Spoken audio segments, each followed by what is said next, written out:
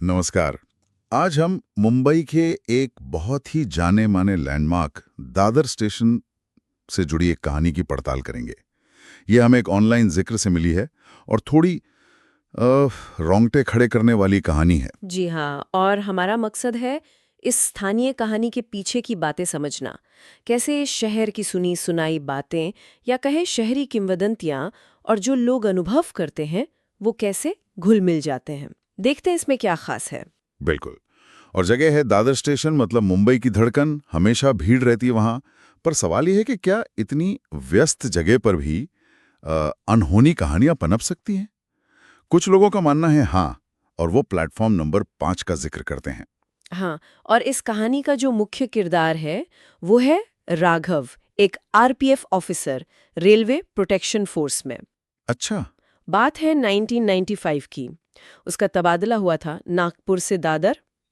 और आते ही उसने दादर स्टेशन के बारे में ये भूतों वाली कहानियां सुनी होंगी, और इसीलिए शायद उसने शुरू में नाइट ड्यूटी नहीं ली, डे शिफ्ट ध्यान, मांगी थी। बिल्कुल सही। उसने सुना था और थोड़ा हिचक रहा था, तो उसने डे शिफ्ट ले ली। करीब 3 महीने उसने दिन में काम किया।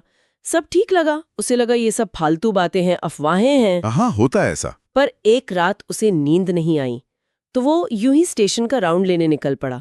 रात के करीब 3 बज रहे होंगे। 3 बजे? हाँ तब तो स्टेशन खाली सा हो जाता होगा। हाँ, खासकर प्लेटफॉर्म नंबर 5, वो लगभग सुनसान था, ओके। एकदम खाली। और तभी उसने कुछ देखा? हाँ, उसकी नज़र पास की एक पुरानी सी बिल्डिंग पर पड़ी। खंडर जैसी थी। उसकी छत पर एक लड़की टहल रही थी, कोई 18-19 साल की। छत पर रात के 3 बजे? हाँ, और फिर अचानक वो लड़की छत की मुंडेर पर दीवार पर चढ़ गई। अरे बाप रे! राघव को फौरन लगा होगा कि तो कूदने वाली है। जाहिर है, आरपीएफ अफसर था।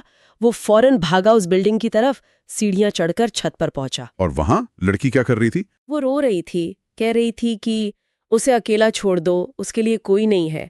राघव को जाने को कहा। राघव ने उसे रोका, बताया कि वो आरपीएफ में है। थोड़ी सख्ती भी दिखाई कि खुदकुशी करना जुर्म है। फिर नरमी से कहा कि चलो मैं तुम्हें घर छोड़ देता हूँ। अच्छा, फिर क्या हुआ? वो मान गई? हाँ, वो उसे अपने घर ले गई, उसी बिल्डिंग में 3री मंजिल पर। उसी खंडहर बिल्डिंग में? हाँ, एक कमरा था बहुत ही जर्जर हालत में। दरवाजा भी नहीं था, अंदर बस टूटा फूटा पुराना कबाड़ जैसा सामान पड़ा था। बहुत अजीब सा माहौल था। राघव ने उसे अपने रेलवे क्वार्टर का पता दिया और कहा कि देखो, कोई भी जरूरत हो तो तुम मुझसे मिल सकती हो। फिर वो चला आया। बड़ी अजीब मुलाकात थी ये तो। लेकिन कहानी यहाँ रुकी नहीं। नहीं, बिल्कुल नहीं। 2 रात बाद राघव को फिर से नींद नहीं आई। वो टहलते हुए फिर प्लेटफॉर्म नंबर 5 पर पहुंच गया। और वही लड़की उसे वहां मिली, प्लेटफॉर्म पर टहल रही थी। इस बार क्या हुआ? राघव ने बात की? हाँ, राघव ने थोड़ा मजाक में ही पूछ लिया, क्यों, आज ट्रेन से मरने का इरादा है क्या? और लड़की ने क्या जवाब दिया? लड़की का जवाब बहुत चौंकाने वाला था। उसने कहा, मरे हुए को और कितना मारोगे आप? क्या? ये सुनकर तो किसी के भी होश उड़ जाएं। बिल्कुल, राघव भी सन्न रह गया होगा। लेकिन फिर भी न जाने क्यों वो दोनों वहीं एक बेंच पर बैठ गए और बातें करने लगे। थोड़ी हंसी मजाक भी हुई। राघव को वो लड़की थोड़ी चुलबुली, मासूम सी लगी और उसे उसकी तरफ एक खिंचाव सा महसूस होने लगा। अजीब बात है। लेकिन तभी कोई और आ गया शायद। हाँ, राघव का एक दोस्त था, सुरेश। वो भी वहीं काम करता था। वो आ गया। उसे देखकर वो लड़की उठकर चली गई। अच्छा। राघव बड़ा उत्साहित था। उसने सुरेश को पूरी बात बताई कि कैसे उसने 2 दिन पहले उस लड़की को बचाया था और आज वो फिर मिली, बातें हुई। और सुरेश का क्या रिएक्शन था?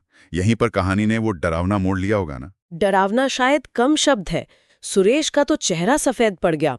उसने राघव को बताया कि जिस लड़की से वो अभी बातें कर रहा था वो असल में मर चुकी है। हाँ, वो एक प्रेत आत्मा है। सालों से उसी खंडहर इमारत और प्लेटफॉर्म नंबर 5 पर भटकती है।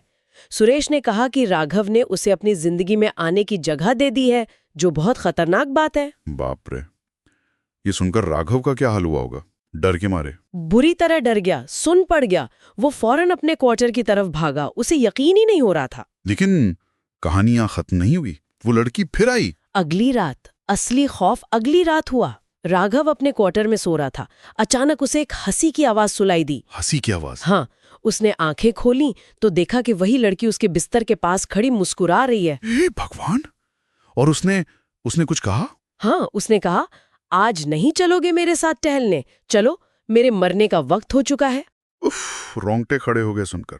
मतलब इसके आगे क्या हुआ ये नहीं बताया गया। नहीं, कहानी का अंत स्रोत में नहीं है, लेकिन वो बताते हैं कि ये किस्सा 1995 के आसपास दादर में काफी फैला हुआ था, एक स्थानीय अफवाह या किंवदंती की तरह।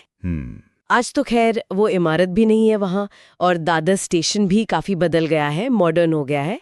पर ये कहानी ये जरूर दिखाती है कि कैसे हमारी जानी पहचानी रोजमर्रा की जगह भी अपने अंदर ऐसे अनकहे रहस्यमयी किस्से छुपाए हो सकती हैं। हाँ, वो किस्से जो हकीकत और वहम के बीच कहीं तैरते रहते हैं। बिल्कुल। तो आखिर में सोचने वाली बात यही रह जाती है कि हमारे आसपास की ये जो सामान्य सी दिखने वाली जगह हैं, क्या उनका भी कोई ऐसा अनदेखा अनकहा पहलू हो सकता है? और ये कहानियां, जिनके शायद कोई पक्के सबूत ना हो, फिर भी लोगों के बीच उनकी बातों में ये सालों साल